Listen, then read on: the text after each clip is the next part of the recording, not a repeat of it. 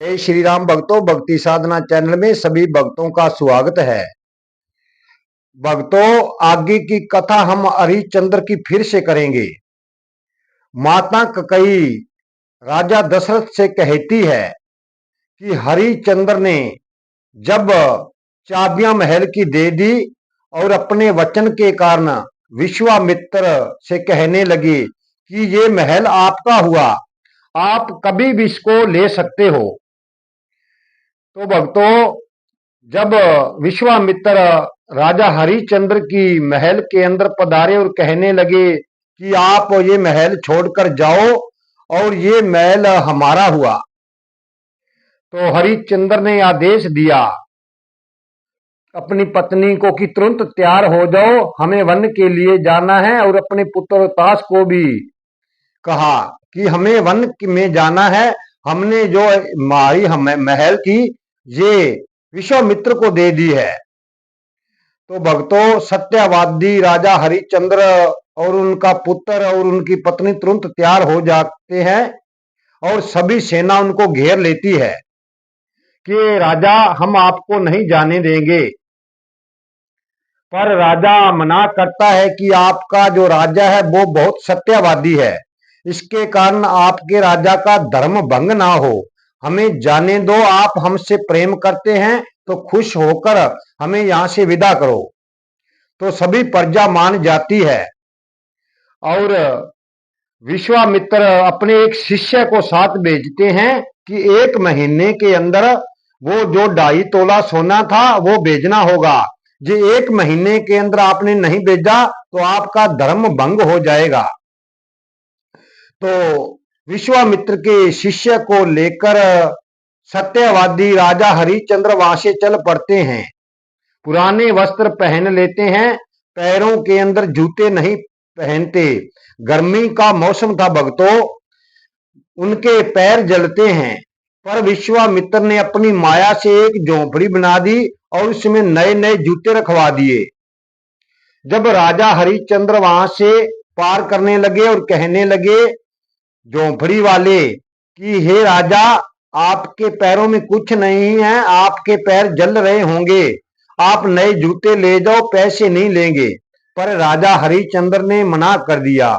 उसके बाद रानी तारा को भी यही बात कही, पर उसने कहा कि मेरे पति ने जूते नहीं पहने तो मैं भी नंगे पांव जाऊंगी। तो पुत्र ताश के भी नंगे पैर पीछे पीछे राजा हरिश्चंद्र के चलते रहे।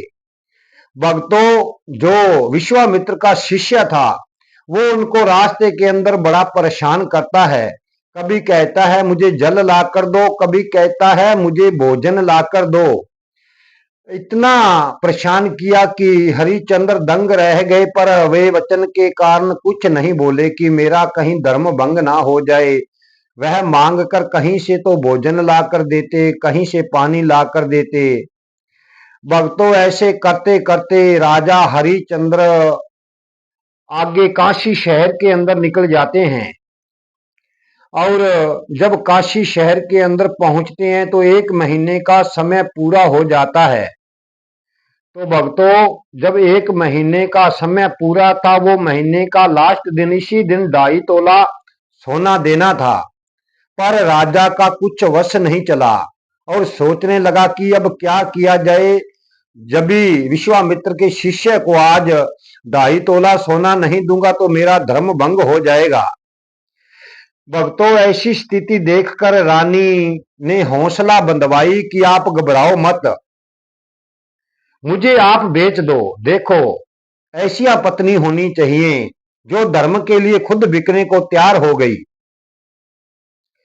तो भक्तों, हरिश्चंद्र वहां रोने लगे कि मैं अपनी पत्नी को आज बेच रहा हूं, मुझसे बुरा इस दुनिया में कौन होगा, मैं गिरा हुआ इंसान हूं। देखो, अपने धर्म के लिए अपनी पत्नी को बेच रहा हूं, पर कोई बात नहीं, चाहे मुझे अपनी पत्नी बेचनी पड़े पर मैं धर्म से उल्लंघन नहीं हूंगा, अपने धर्म पर डिंग रहूंगा। भक्तों, शहर के अंदर हरिश्चंद्र ने रोते हुए आवाज लगाई कि मैं अपनी पत्नी और पुत्र को बेचना चाहता हूं, तो इसे कोई खरीद लीजिए।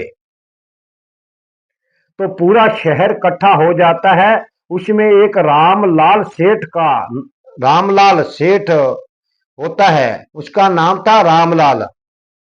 उसने आकर हरिश्चंद्र से कहा कि आप कितना दाम लोगे इसका, अपनी पत्नी का और ताश का। हरिश्चंद्र ने कहा सिर्फ मुझे 2.5 तोला सोना चाहिए। तो उस सेठ ने कहा कि ये 2.5 तोला के नहीं है, इनके बदले में 1.5 तोला सोना दे सकता हूं। हरिश्चंद्र ने कहा चलो लाओ 1.5 तोला तो दो। उसने 1.5 तोला देकर दोनों को विदा किया। उनके साथ तारा रोती हुई अपने पुत्र को, अपने पति को छोड़कर रामलाल सेठ के साथ नौकरी का काम करने चल जाती है। तो उसके बाद राजा बेहोश हो जाता है और विश्वामित्र का नौकर कहता है कि ये तो 1.5 तोला, 1 तोला सोना और दो। तो राजा हरिश्चंद्र उठते हैं और आवाज लगाते हैं कि मैं अपने आप को बेचना है। देखो भक्तों, धर्म के लिए खुद भी बिक गए। ऐसा भक्त होना इस दुनिया में असंभव है। तो आवाज लगाई तो एक भंगीदास जो कवर शतान की नौकरी करवाता था, दौड़ा हुआ आता है और कहता है कि आपका क्या मोल है। तो भक्तों, राजा हरिश्चंद्र ने सिर्फ 1 तोला सोना मांगा कि 1 तोला मुझे सोना दे दो, जो मैं इसके मेरे जो साथ आया है विश्वामित्र का शिष्य, इसको देना है। तो भंगीदास ने ऐसा ही किया। 1 तोला सोना देकर हरिश्चंद्र को नौकरी करने के लिए साथ ले जाता है। भक्तों, आज की वीडियो हम यहीं समाप्त करते हैं। जीवन रहा तो कल की वीडियो में फिर मिलेंगे। अगला भाग वीडियो को अगली वीडियो के अंदर बनाएंगे। भक्तों, वीडियो पसंद आई हो तो वीडियो को लाइक, शेयर और सब्सक्राइब जरूर कर देना। जय श्री राम।